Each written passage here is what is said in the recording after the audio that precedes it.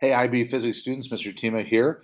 We're going to do section 3.2, modeling of an ideal gas. This is part one. We're going to go up to a simulation. We're going to stop. You're going to do that simulation, and then there'll be a part two to come back to.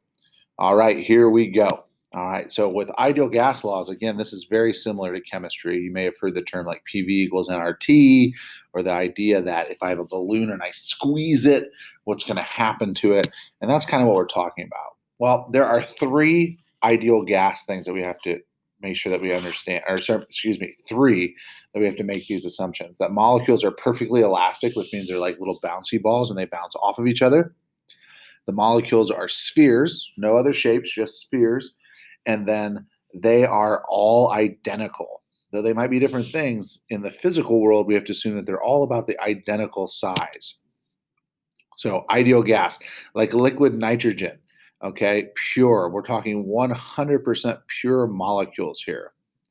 Gases behave like liquids, okay, even though they're a gas, this vapor, if you will, they behave like liquids. And liquid nitrogen is one of the closest things that most humans can comprehend to see that.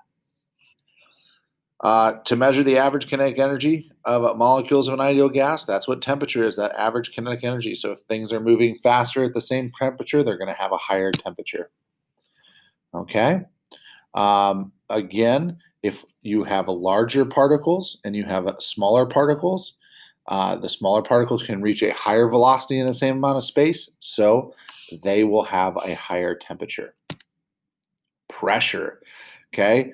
Pressure is putting the squeeze on something, if you will. It's the force per area of the wall. So the pressure in this tube happens because of the wall, the amount of force being pushed in on the wall. That's kind of hard to understand, but pressure is the idea of force per area. It's measured in something called pascals, PA, and we assume that standard pressure is 1 atmosphere down here. And 1 atmosphere is 1 pascal or 1 Newton per meter squared. And that's kind of your standard pressure. That's like what you feel right now sitting on Earth.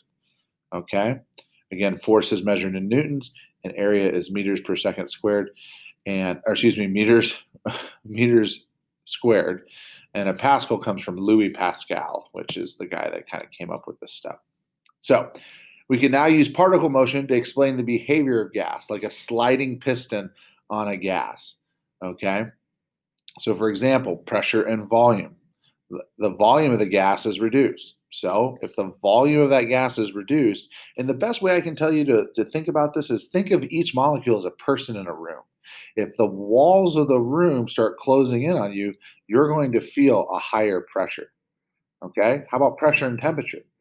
If the temperature of someone increases, it's kind of weird because you think, oh, the temperature increases, we don't want to do much. Well, actually, if you think about it, if you've ever been really, really hot, you don't want to sit down or like put a blanket on and sit there. You start moving around, kind of like to produce your own wind, if you will. Okay. You kind of want to move around so the breeze gets to you. It's the same thing with molecules. So the faster those particles are moving, the more pressure you feel. Just like if those are people in a room moving around faster, you feel more pressure in that room. All right, that's part one. We're going to go do this simulation. It's located in your Schoology folder, but also you can get to it through here, through the master or traditional notes. So we're going to stop there with part one, and we'll come back to do part two in the next section. Mr. Tima, out.